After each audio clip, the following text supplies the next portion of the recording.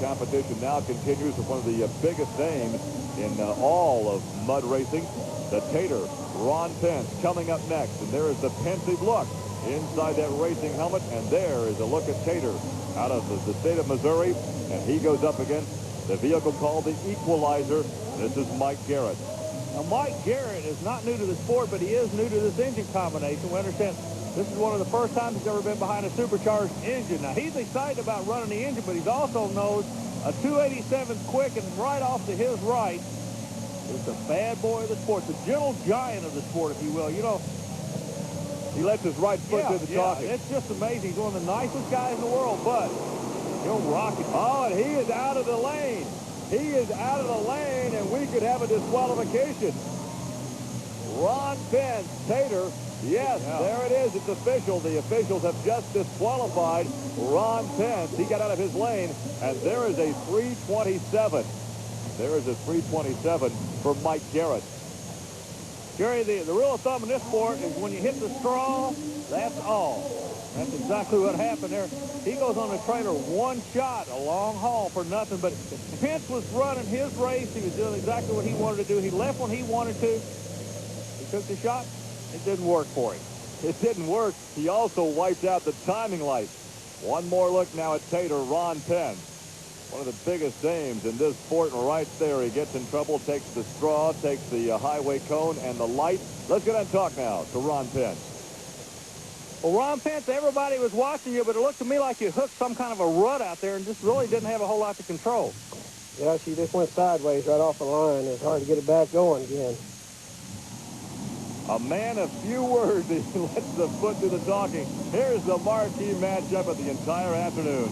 Tom Means in Shake Me, and he pulls alongside Tom Martin and the Super Trooper, the four-time indoor champion. This should be a dandy. If nothing else, they're going for bragging rights. It's going to be a drag race. Who's going to read the tree? Each one is the best in his area. Far Lane, the best outdoor racer right now. Near Lane, the best indoor racer. What's going to happen 180 feet later? We're going to find out. Oh, Tom Martin pulls the string. Look at the Super Trooper. There's the time for Tom Meeks. That's second fast so far at 289. But here's it. Oh, look at that at 270. Awesome fast time this afternoon for Tom Martin. Awesome run. Martin was pumped up. Watch him when he leaves the start line. Wheels up. Both of them right on the nose. They're trying to power with the rear wheel. That has to be one of the all-time best side-by-side mud races ever in the history of mankind throughout the world. That was neat, Gary Lee. And look at the mud on the visor. Oh, now he can see something. Wow, looky there. Yeah, but watch him saw that steering wheel, Gary Lee. He was working. Two of the biggest stars of this type of motorsport. Let's go down and talk right now to Tom Martin. Tom, a 2:7:02. That puts you quick in the day. That had to be one of the fastest mud races ever. Yeah, I'll tell you, it was a quick run. You know, the track's really rough out there, and I'm super proud of this Van Senna's horsepower. That's what's getting us there. Yeah, but it's Tom Martin in the cockpit who's getting the horsepower hooked up to this racetrack. And there's the baby blue chemical reaction. This is Steve Behrman out of the Wolverine state of Michigan. And he pulled alongside Matt Hospenthal in No Surrender. It's Ford against Chevrolet. That's No Surrender with a Ford. Chemical reaction as the Chevrolet. You know, but Gary, both of them rely on the Ford body. A 27 Roadster in this lane, a 23 in the far lane. The Roadster made a good straight run. That's a Chevrolet-powered vehicle. 336 for the Ford and a 284 for the Chevrolet power. 284. So that'll show up well on the leaderboard. Let's take a look again. It's the left-hand lane with the Chevy power, and the 27 Roadster takes the victory. And once again, let's go trackside, and here's Steve Behrman. You're going to be tickled with this time a 284. Hey, that's a rocket ride for you. Felt good. Yeah, it felt good.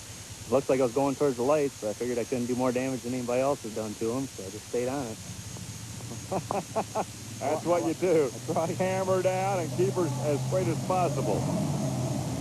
Well, Ben Medina is going to be coming out now from Colorado.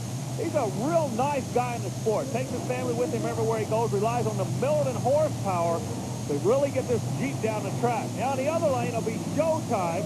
We've had a chance to see Ken Crum before he's out of Kansas City. So either of these guys can be major players in all the action before the day's over today, Gary Lee. Time to be, once again, a 272. Different schools of thought. Front engine with the Pro Jeep fiberglass body. and the rear engine configuration for showtime. The whole idea is to get all the weight off the front so you can drive the vehicle. Uh-oh. Ben in trouble. Violent crash through the barrier. Up against the concrete. He is in the cockpit. We see some movement. He reaches down to apparently unbuckle his shoulder harness or tell him to stay where he is. Very slow, though, in getting unbuckled. The safety crew right there. Another driver on the scene as well. That was the driver's showtime. That's Ken Crum, who climbed out of the rear engine dragster and ran over there. The fans were on their feet. And they're working gingerly in the cockpit. A violent crash. He got out of shape after he went through the timing light. You know, now the safety crew here, they're a good safety crew. He's in good hands. The replay comes up. If you'll notice, I don't believe he ever corrects. Watch the wheels. He never turns back to the right. Bang, into the JoJo block. Now, they did their job. They're the water barriers that they're trying to develop for highway safety and racing safety. They did their job, but the car disintegrated. There's a look at Ben. He is out of the car, walking gingerly now over to the ambulance. Some speculation he may have been hit in the face with some mud or a rock. Well, he's being assisted by the A1 Speedway safety and fire people. These people know what they're doing. Concerned by his family members, we can understand that, but believe me, he is in the best possible hands he can be in right now. These people are good at what they do. The replay's going to come up on the screen, Gary.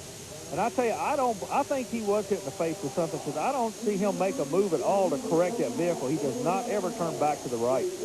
He clips the last couple of barriers with that left front. That flips the car over. The fiberglass body is tossed off. The front end is peeled away. The rear end is gone. Much like an Indy car. All the parts come flying off. The driver climbs out and walks away. The time, incidentally, Medina was a 3:58. Crum a 3:36. There are the remains of the race car. We'll come back with more from Davenport.